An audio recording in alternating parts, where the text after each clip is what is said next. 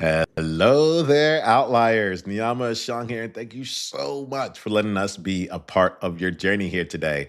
I am joined here on an Outliers Edge live roundtable with none other than Dr. Aleksandra Gajer. Dr. Alex, I am so happy to be in space with you. Thank you so much for saying yes to this invitation, and thanks for like actually accumulating an experience that not only exemplifies the outlier you've been, but shows how you continue to grow as that. We're lucky to have you. Thank you very much Thank for you being so here. much. Yeah, thank you. So I want to make sure that outliers get a chance to get to know you. We got a chance to talk a little bit beforehand, but I know that you stand for things in the world. So would you mind letting us know more about you and the game you're currently playing?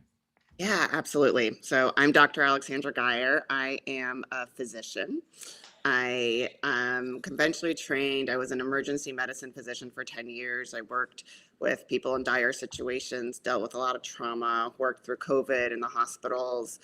And I felt really called to start a practice where I can start helping people create a state of health and really work with people on a deeper level through our relationships to really transform what health means to them.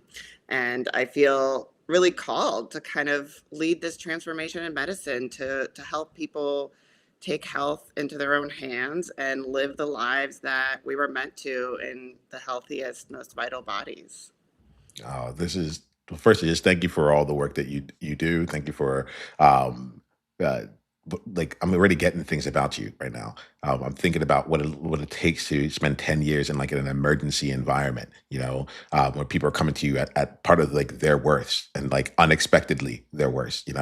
And you being able to have the capacity for that and to hold that and to help transition them into something better there. Let me ask you, just like as we're getting to know you here, what do you think it is about you that makes you like that made you so like successful in that part of your career? I know you're still doing this in different ways.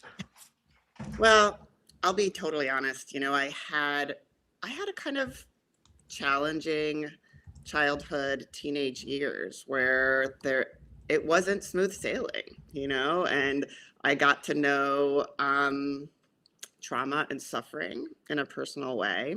And I overcame many things in my own life that set me on a path to really want to be there for people in those moments. I felt like, something shifted in my life. I got on a different path and I had a very deep calling to, I wanted to be at ground zero. I wanted to be there for people. And I felt like I was coming from a different place than most of my medical school colleagues. I wasn't coming from the ivory tower. I was coming from a place of recognition and understanding that life is tough and living in these human bodies is not always a smooth experience. And I think that, that led me to really to want to be there and want to show up in an authentic way. When I hear this, my heart expands. I feel that. I feel myself dropping more like grounded in this moment. And there's there are things that you're saying where you're saying like you're coming from a different place. you know so two things stick out to me on that. One is just the idea of coming from at all. I think a lot of times people are trying to get to places, but like the real is like, where are you coming from? Because you might be doing the same actions on the outside, but how you choose to approach it, where you like the starting point, like the perspective in which you are looking to solve that. I feel like it changes everything. And part of that is what I think I'm hearing from you right now, where you're like, I have a different perspective than most of y'all. I'm in the same room, but I'm bringing something different because I'm starting from a different place. Does that align?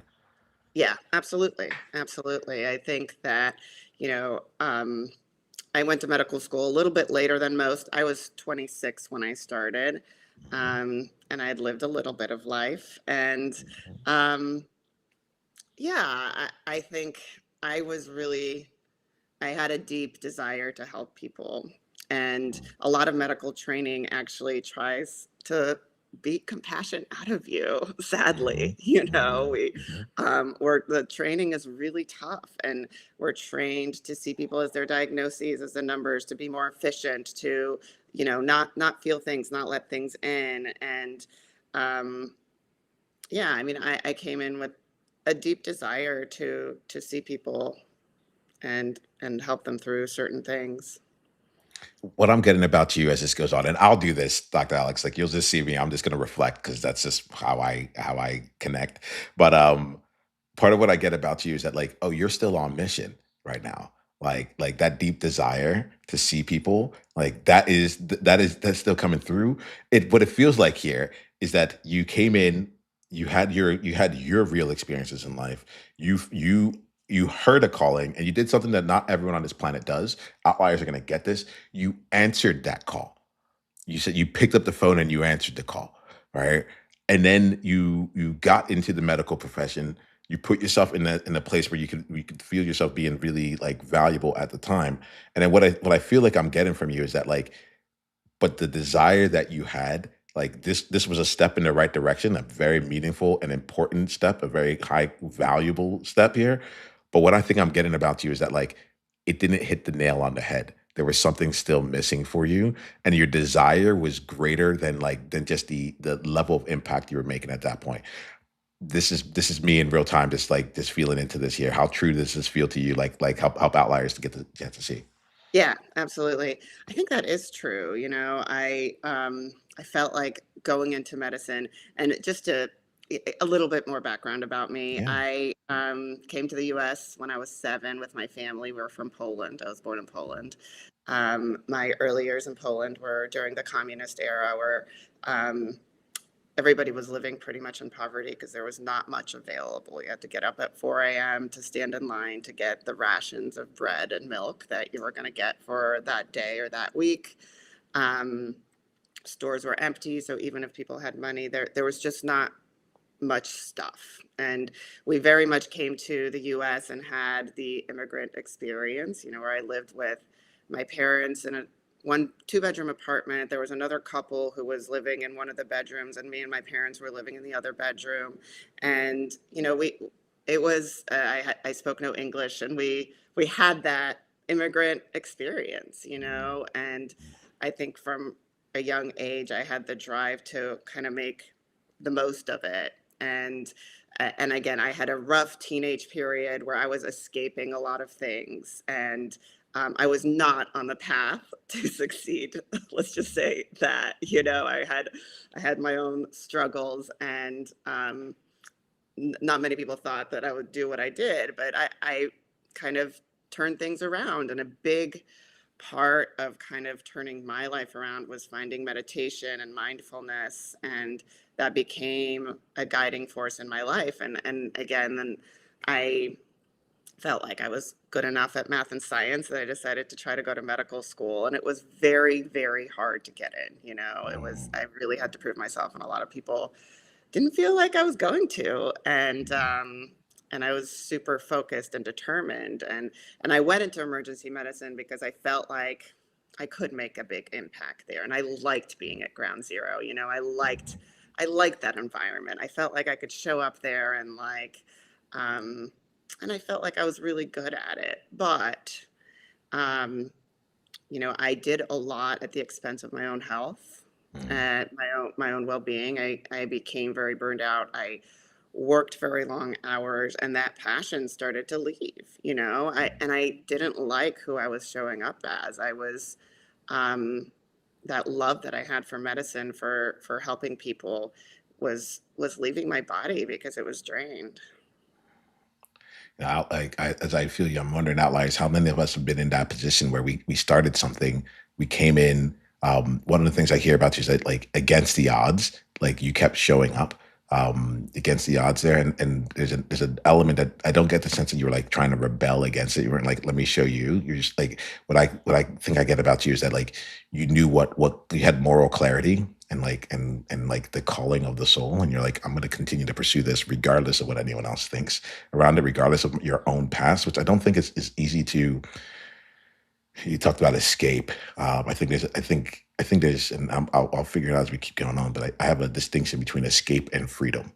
You know, Mm, and there's an element here when I talk about like being in response to what other people said, like could you do it or not? Like that to me feels like you might be escaping something. But like when you talk about like I like being on ground zero, like I like you light up a bit. I'm like, oh, she's free here. Like this is her in freedom rather than just like escaping what her past has been. And so like that really hits me. Tell us now, tell us about like I get that everything you're doing continues to come from a deeply rooted place. So like share with us here how that has up leveled and what you're creating right now. Like where you put in your time, your attention, how's your career and impact like evolved? Yeah. So, in medical training, we choose a specialty and then we do a residency in that specialty. So I did a 4-year residency in emergency medicine, and it's very hard to change. A lot of times, if people are going to go for a different specialty, then you may need to do another residency. It's very hard to change. You're locked in a Mhm. big way. So it's not like a well grooved path. But after all these years in emergency medicine, I felt like this isn't it. Like it was important that I was there. I'm really glad I did what I did and I spent those years there, but I just felt like I was meant for more. Um and I started studying a lot more integrative medicine and trying to understand, how do we not just put band-aids on things? How do we create health for people? How can I actually create health? But I thought, there's no way I'm getting out. Maybe I'll have a side gig or something, but like, this is it. I have this much student debt, $300,000 of student debt. Like, I'm locked in. I got to do this. Um, and then I very randomly met a doctor who said he was selling his practice. He wanted to sell his practice. And he said, "Would you like to buy my practice?" And I said, "It's a cute idea, but there's no way I could do that. I don't have wealth or like a bunch of money sitting around. I don't know about buying a practice."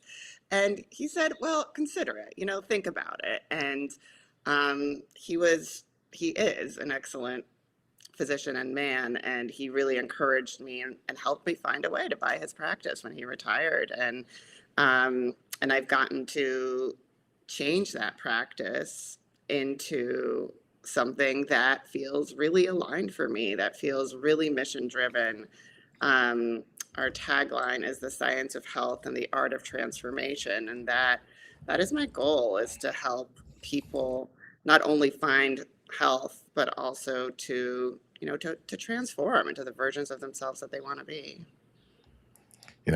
Sorry, I might have broken down for just a bit there, but like um I am I'm realizing as we talk, oh, we're kindred spirits, kindred souls on like very similar missions. We going about it in different ways, but like here is like this deep commitment to transform it, right? And what I love is like a couple different things. One, I love how you as an entrepreneur, like and a physician and a movement maker, like was able to build off of something that already existed, and like you're able to like start at like level 6 or 7 or whatever it is, rather than like how do I figure out all these things, where's the cash flow coming from, like you're able to actually buy into something, which like knowing what I know now, I'm like, oh, that's it, that's the move.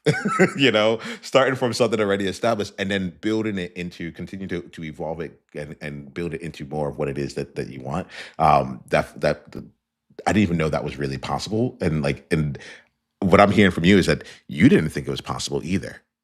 No, I didn't. Mhm. I think if someone had asked me then, I'd said it was impossible. This is what I'd like, but it's impossible to, from where I am now to build what I want to build. Um, yeah, there was no straight line from A to B, but it's like when you're walking forward, the path appears, Yeah. and it has appeared in front of me. And I'll tell you what. Um, I have doubted that it will at every turn. And I Mhm, still have that. When mhm. things are not looking good from one perspective or another, that fear of, maybe at this turn, maybe at this junction, the path won't appear and like I'll be lost. Yeah. But I try to hold on to that bigger vision. I do believe that I'm meant for more, and I feel like um I have something to give to the world, and I'm passionate about trying to make it happen.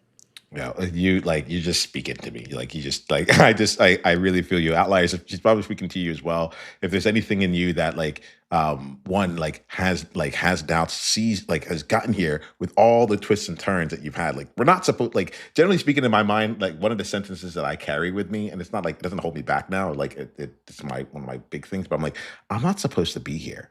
Like something like I'm in this room with all of you, and you all take me in as though I'm like as long like I'm one of your equals, but like I'm not supposed to be here. Like statistically, 3% of African Americans end up doing like every single thing I was doing. It was like I was a statistical anomaly. I was an outlier in the mix. I'm not supposed to be here.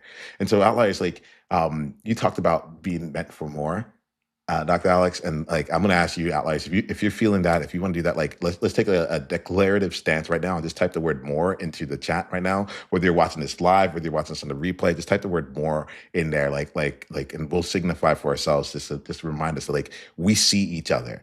And we know that regardless of what our past is, regardless of what great things we're creating right now, and the doubts that we have internally that no one else may see, we still know that there's something larger, bigger, and that we're meant for something more than that. Dr. Alex, is there anything else you want to add to that, to say to any outlier right now who might be listening or might be feeling like they're in that place? I really appreciate your candor on this. Yeah, Like this is the real conversation. This is what's really right. happening behind the scenes. Yeah. Yeah, I mean, it still feels uncomfortable to me to say that, you know? I Mhm. think it's not natural. I think that sometimes when you have worked really hard for what you have in life, it's hard to receive, it's hard to claim. My brain says, "Well, who are you?" You know? Like, who are you to claim this I'm meant for more? Like, why are you special?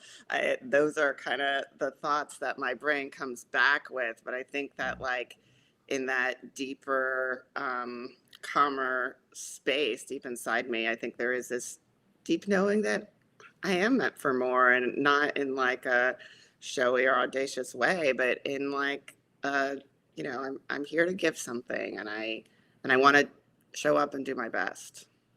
Well, what I get from you is that you have listened to your calling. Like I feel like your soul speaks. You're like you haven't tamped down who you are. You haven't tamped down like the inner calling to go do more, be more, serve more. Like you keep finding ways to answer that call. And so like it makes sense to me as I'm listening. I'm like, of course you're here for more, because like you keep answering the call that asks for more, and like it's not that you're not giving a lot. It's just like there. I get that. Like, yeah. All right. This is what's coming to me. When I was 17, I ended up going to an Ivy League school, or I guess 18, right? And I'm going to go to an Ivy League school. I didn't know it existed. I had no clue it existed. In my mind, I was going to go play the trombone for the College of New Jersey. Like that was where my path was heading. And then it ended up being Cornell. So they sent the big red book. That's what I call it. They sent the big red book. I read it. I applied. Everyone's like, "This is such a big deal," so on and so forth. I had no clue what it was. And then I ended up going there, and like from that moment, my whole life was different. I started spending time with different people, so on and so forth. It was like, and I learned how to learn, right? But I think like when I think about that moment there, that was one of the biggest moments of my life where I realized like, oh, I just stepped into a whole new life that didn't even know was possible. And since then, I keep thinking one of two things. One, that the shoe will fall. Like one day they'll find out like, oh yeah, I'm supposed to just be playing. And for any trombonists out there, like props to you. Like it's not about that. But there's the other side of it is like another part of me that's like, but I'm here. So what do I get to do with this? Like to your something you said, like, there's nothing special about me, There's nothing special about me except for the fact that I am me. Like that's literally like it's part of why I built Outliers Edge, because I was like, I don't get why I'm the only like when I'm one of the only black people in this room, or why like it's such a big deal that I can say a sentence. They're like, you're so articulate. I'm like, I don't know. You're talking, I'm talking. Like, is that how the process goes? Um, so like, and I appreciate you, because I don't usually talk about this on the platform. I usually just like I just don't is the truth. But I think that there's something real in our experiences that say like, if not us, then who? If not Right. us, then who? And I constantly go back and I try and bring gratitude, my gratitude practice, bring gratitude to the parts of me, or parts of my experiences that have pained me the most. Because I'm like, I like look where we are right now, and look at what we stand for, and what we're going for. And so there's no question in this moment here, Dr. Alex. I just really just want to like let you know that like I get you, I see you, I Mm. feel you, and you're helping me feel myself even more. And like from the element of like transformative and transformational, like it's happening in this moment right now. Thank you so much. I really Mhm. appreciate that. Yeah. Yeah, and I Yeah. love what you said about gratitude. I think that's we were talking offline a tiny bit about leaning into our edge and where Mhm. the edge is. And I think my edge right now, some of it is around receiving and taking Mhm. in, some of the positive feedback that I get from the world because I think there Mhm. is sometimes, you know, doing something big and coming from somewhere where you feel like, God, am I worthy? Do I belong? I think there is an edge around receiving where there's almost Mhm. like a shield you put up, and you're like, well, I can't take this in. If I take this in, then, maybe it'll all fall apart. So I love Mhm. what you said about gratitude because it is something that I'm trying to practice more now and also around, um, I have kind of felt like my life, my purpose is around giving, but I think I need to know how to receive in order to continue doing a good job there. Oh, I fully hear you on that. I fully hear you on that. There are videos before we got to doing things live like this. I remember having to be in the open practice and like literally just say like stay open, stay open, stay open, stay open, like to be able to receive and to learn how to just say thank you rather than to deflect it away. And it's like Right. because it's so weird. It's like up until a certain point, like the deflection, it wasn't me, it was this, and like all those elements ended up helping me get into the space to become palatable, so on and so forth. But Mhm. I think that something happens that like when we're no longer doing it for others and we're doing it for ourselves and we're building something out there, like I think about the energy that's necessary. I think about like the conviction that's necessary, the belief to continue moving forward without the evidence being there, or at least the evidence of the massive vision of what we want. And like what I get about you is that like you're not here to like you're trying to change the state of health. Like I didn't even know about the state of health. I didn't read it. I was like, what is the state of health? Like what is that? Like I didn't even know I was like Oh, like yeah. the elements that like I just get it so much where it becomes I talk about it in my practice. I talk about it as evidence. Like we got to collect evidence along the way. Collect evidence that like that we are moving toward the goal that we want. It's almost like we're on an island and we're seeing evidence that like a soda can comes onto the beach. You're like, I thought I was the only one here, but if like I didn't create the soda can, there must be something else out there. I don't know what it is. I don't know where it came from or whatever, but there's got to be something. And so I just really want to join you in the element of like of being appreciating and respecting the process of gratitude and receiving. I think that for the game that we're playing here, the levels that we are going for, receipt is absolutely essential Yeah. for us to be able to continue playing the game and to like to actually make this vision come to life at all. What are your thoughts? What comes to you as I say that? I love that. I love that. I think, what one of the things that came to my mind is I think I started thinking a little bit about nervous system regulation. Mm, And mm, I've been reading and listening to some things around, we can only handle as much success as our nervous system can really deal mm. with. And sometimes when success comes our way, it can feel destabilizing. I think for me, I'll speak about myself personally, but I think there's others who've had this experience where you know where you're going, you work for it so hard, and then something big comes through and it's actually really positive, and then you're like, whoa, can I handle this? The biggest question for me is, can I keep this up? I think then it brings up deeper questions of, um, do I deserve it? And I think there's so much personal development that's related to success and business. And um, I think, the edges that I hit along the way, even just working through them and being open to seeing what's holding me back is really powerful. But I do think that working with my nervous system and learning to feel safe at Mm. different levels of success is an edge, a growth point that not a lot of people talk about. Yeah, this is why I'm like, I gotta talk to the outliers because like they're Yeah. at that edge all the Yeah. time, and it's like, where does this come from? Like as you said it, I was like, this I felt my body. Like you'll see me like in the conversation, like I'm paying attention to not just your words, but I'm paying attention to my nervous system, to my body, where's my breathing shallow, so on and so forth. Because if like there's an unspoken truth to walking in new paths and to being there's a vulnerability to all of this. There's a real vulnerability in it. It's as awesome as it sounds. Like we're changing the state of health. We're up helping people up level. We're like all these things here. It's like, but we're just people, you Right. know. We're just Hmm. people, and we weren't trained in this. This is Mm-mm. like no one came and told us how to do it. There's tactics and things out there, but like those aren't ours to go down. We're creating our own body of work. We're creating our own slice in the world. The thing that comforts me as I go through this is knowing that like everything around us, even us being able to talk through this this space here, somehow they're able to get bits and bytes and packets to send all across the world for us to have real-time conversation. All this was made up, you know?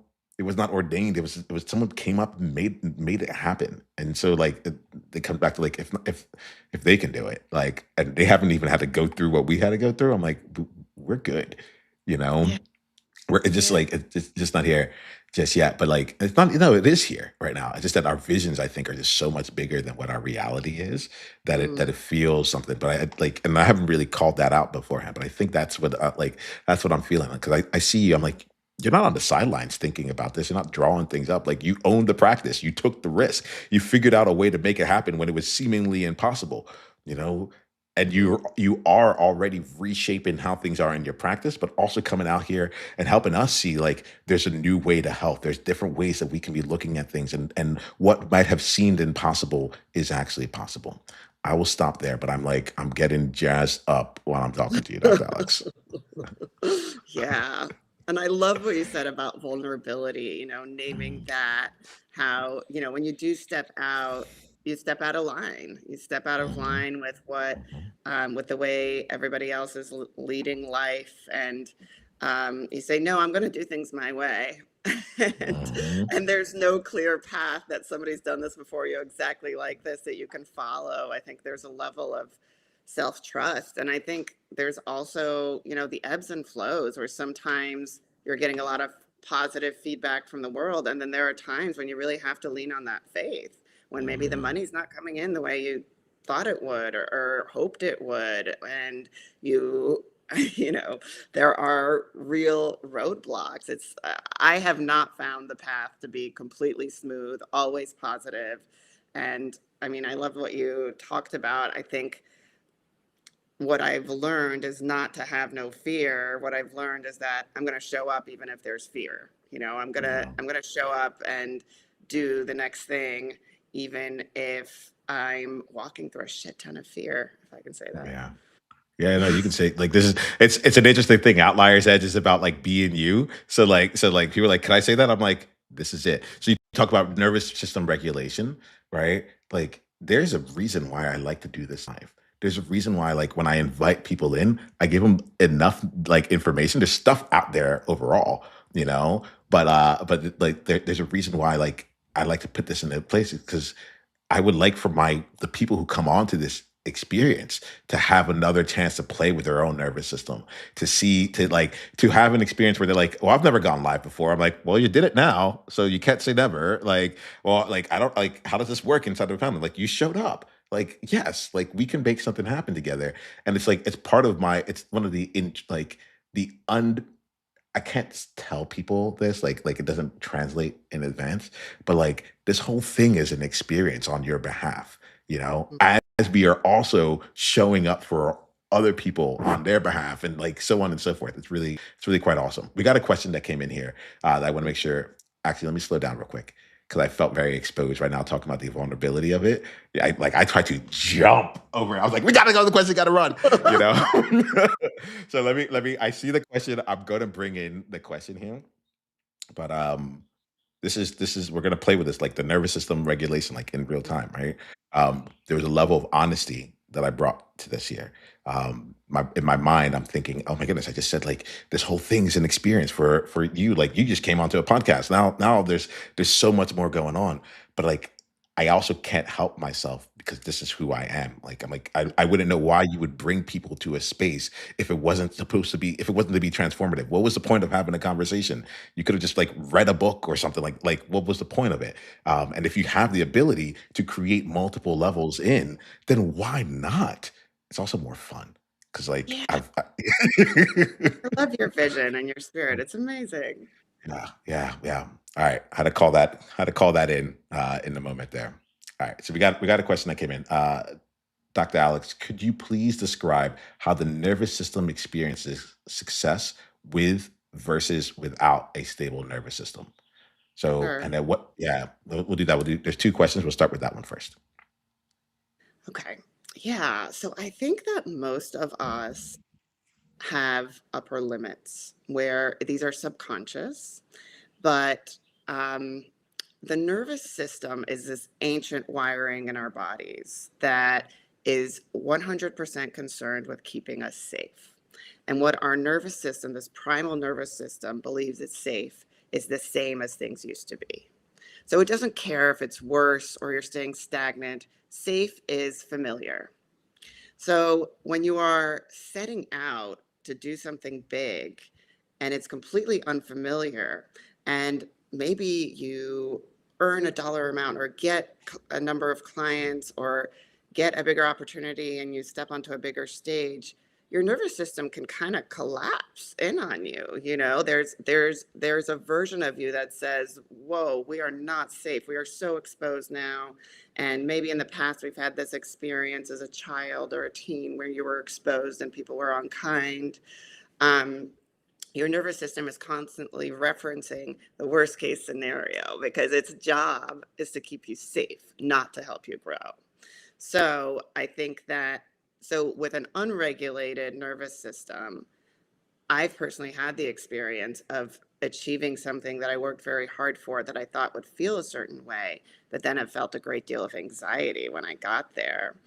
Um, and I think with a regulated nervous system, you know, I think we have to kind of prepare our nervous system for the next level of success to let this primal, um, overly worried part of ourselves know that we can go to this next level and we're still safe.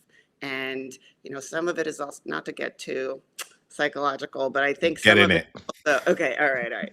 So I think we all have like this frightened inner child inside of us too that's saying, I don't know if you can do this. Like, are you sure you want to put yourself out there like this? And I think the nervous system regulation is saying, I'm actually quite capable. You may not know this about me, but this adult version of myself, I can handle this. This is, you know, we can step into this version of ourselves um, and meet the demands of this next level. Thank you for that. Like that, like you. No, you really hit it. You really hit it. Like as you were saying, it gave me a chance to like sit back and reflect. And you use the word safety, and I think that like that is. Uh, I think it's important to just make sure we're calling it out, right? The components of where we feel safety or not, like um, what's flowing through for me as given this.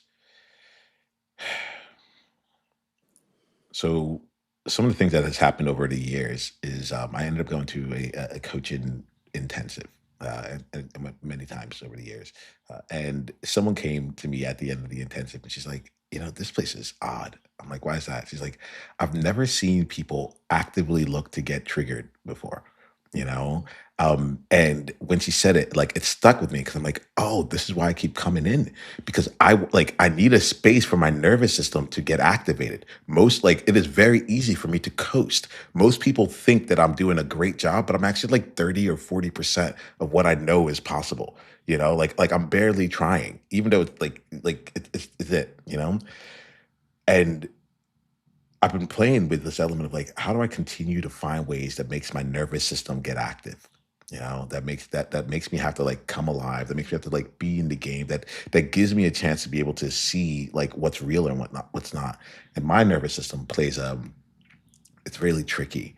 So like for me, what I find is that like avoidance shows up. So like Mm, it's like I know that something's about to happen and I will do everything else in the world than the one thing that actually needs to get done. mhm, And I will like something happens between the nervous system and my brain. They have such a great conversation together. My inner child is just driving the like what's it called? The inside out like vehicle of my body. And it's like this is a completely rational decision. This is the mature thing to do. Just don't do that thing that may not make you safe here, even though you want it. Yes, but like maybe a little bit more research, maybe a little bit, maybe you skipped a follow up today, so on and so forth. So I'm curious here, especially as we play out. And we'll start wrapping up our conversation from here. I think we're gonna have one more question afterwards, but I'm curious how that plays out for you and how you continue to expand your nervous system capacity as you keep taking on higher and higher heights. yeah, great question. I think, for me, I do rely a lot on meditation. I think that I need to um, be setting aside time in my day to actually regulate my nervous system by breathing, by being really present. And I meditate every day. I sometimes will take a break from my work, do a meditation, and come back. Um, for me, also visualizing the next level of success and kind of visualizing my future self and what she's like and what she gets to experience and trying to make decisions from that future self um, that is showing up in a way that, you talk, yeah, maybe right now we're 30, 40%, but like there's this version of this future self that's showing up as 100%. And I want to make my decisions as her.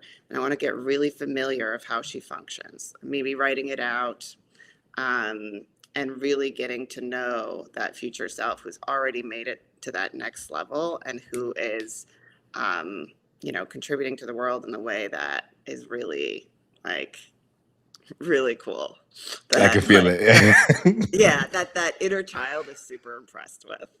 I just want to Yeah. make my younger self super proud. Yeah, yeah. I'm sure she is already, but and the game gets to continue playing, right? It's like, yeah, Yeah. yeah.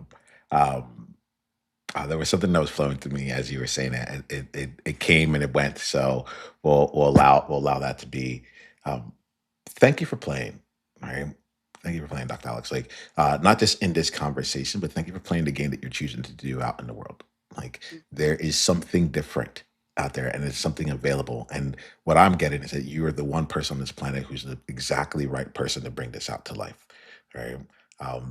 And the fun part about this is that it always makes sense later on when we start talking about the journey and we figure out how we got here and all that stuff. But like on the way there, we're just making it happen. And I want to just really like acknowledge you for choosing to make it happen, choosing to be real about what it took to be here. I think a lot of times, like there's an element of like there's so much goodness we want to do that we end up like sweeping away like the dark that took us to be able to see how brightness is. And I appreciate you standing in both of this. Like I appreciate you being real about like, hey, look, like this wasn't like in my words, I wasn't supposed to be here, you know. Right. But Yeah. like now that I am, I'm doing something with it. And there's a lot that I can do and a lot that I want to be. And it's real and it's hard and it's challenging and it hurts my nervous system and beyond. But like I'm in. I'm in. Yeah. Yeah. Yeah. Yeah. So we'll wrap up our conversation in two ways. What we'll do is that if you don't mind, can you let any outlier who wants to know how they can go deeper down the journey with you? What's the best way for them to do that? Let's do it one step at a time. So what's the best way for them to go deeper down the journey with you? Sure. So I'm on Instagram at the Gajer Practice. It's just at the Gajer Practice. That is the name of my practice. Gajer spelled Gajer, and we have a website. It's thegajerpractice.com, and I work mostly with high performing individuals who want to optimize their health um, and access a level of performance at any age that their bodies are capable of. Mm, mm. All right. Well, you're talking to the exact right group of people here, outliers. So go deep, go deeper in there. The Geyer practice. All right. Yeah. All right. Go. Let's go for there. The last question I have for you is a question. I'll answer it with you here. But we've been providing a lot for outliers, and we've been giving them a sense into the different perspectives that we have, and part of what it took to be here right now. And as I said to you a few times in this conversation, like my threshold for every conversation is that for it to be a life changing one.